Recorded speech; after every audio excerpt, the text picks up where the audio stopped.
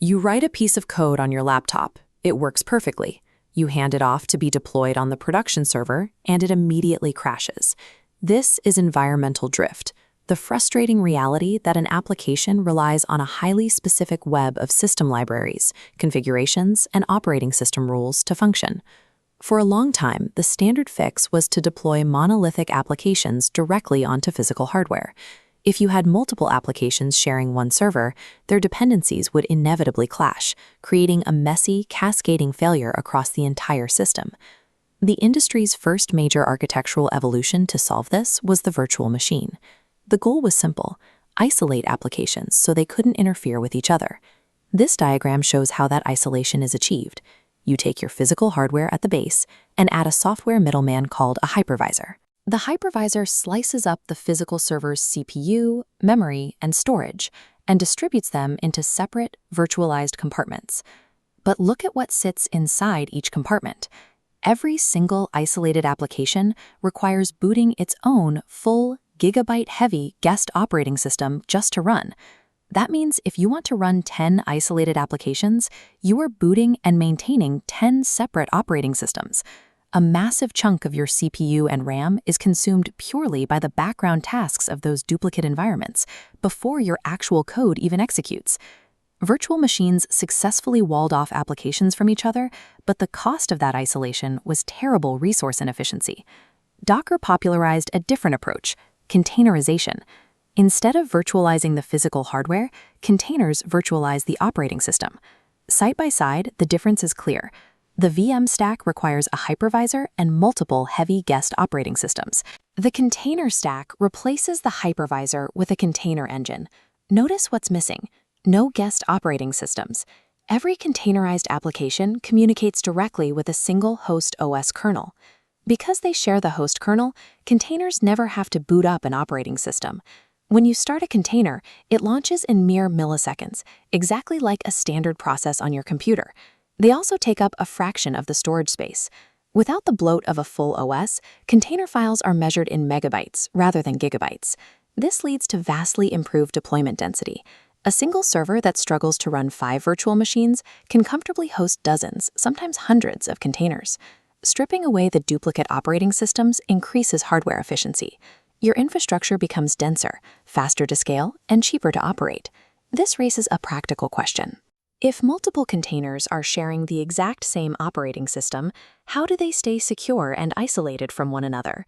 The answer relies on native features of the Linux kernel. The first is namespaces, which dictate visibility. Namespaces restrict what a container is allowed to see. The process ID namespace makes an app believe it's the only thing running, assigning it process ID 1, blind to host processes.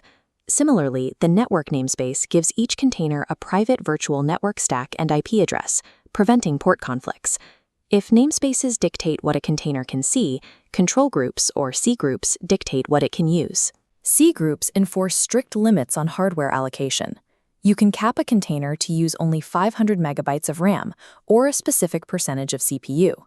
This ensures that one malfunctioning container cannot hog the server's resources and crash the other applications running on the machine. A container is a secure illusion of isolation, built from the combination of namespaces and C groups. To deploy an application using this architecture, Docker relies on a strict separation between blueprints and active instances. It starts with the Docker image. An image is a read-only, immutable blueprint. As detailed here, it packages application code, runtimes, libraries, and precise configuration files into one static file. The container is simply the active, running instance of that static blueprint. If the image is the recipe, the container is the cake. Because the blueprint is immutable and cannot be changed, the application will behave identically on a developer's laptop as it does on a production server.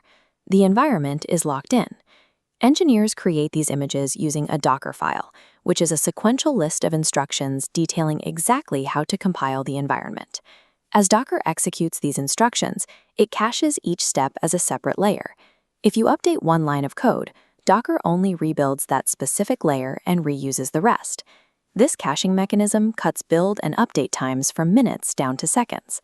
By packaging dependencies into immutable images, the constant threat of environmental drift that plagued the virtual machine era is permanently eliminated.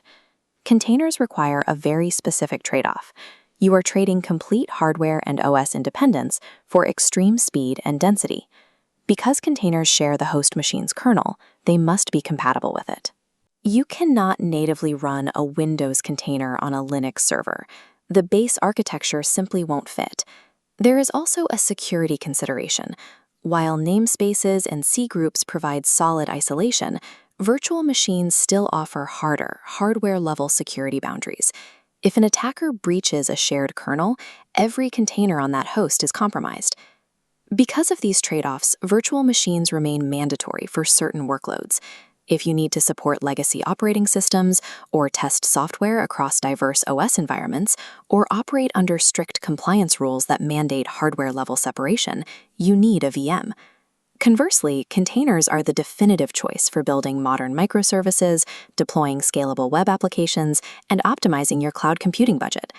Virtual machines remain essential for specialized infrastructure roles, while containers have taken over the application layer.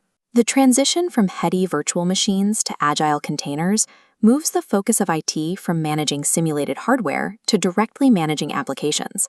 For development teams, the return on investment is clear: instantaneous boot times, higher server density, and the eradication of version conflicts. Choosing between a VM and a container comes down to identifying the correct level of abstraction for your project. Do you need an isolated machine, or do you just need an isolated process? By standardizing the execution environment, Docker gives engineering teams the freedom to stop configuring servers and focus their resources entirely on building software.